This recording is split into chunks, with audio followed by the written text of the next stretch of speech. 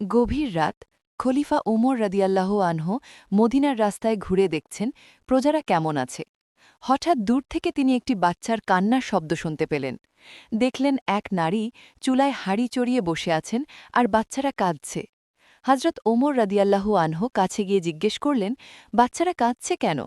বৃদ্ধা উত্তর দিলেন, ওরা ক্ষুধার্ত, আর আমার হাঁড়িতে শুধু পানি আর পাথর ফুটছে, যাতে ওরা মনে করে খাবার রান্না হচ্ছে এবং একসময় ঘুমিয়ে পড়ে। বৃদ্ধা জানতেন না যে তিনি খলিফার সাথেই কথা বলছেন। বৃদ্ধা আক্ষেপ করে বললেন, ওমর আমাদের খবর রাখে না। এ কথা শুনে খলিফার চোখ ফেটে পানি এলো। তিনি তৎক্ষণাৎ বাইতুল মাল থেকে আটার বস্তা ও ঘি নিজের কাঁধে করে নিয়ে আসলেন।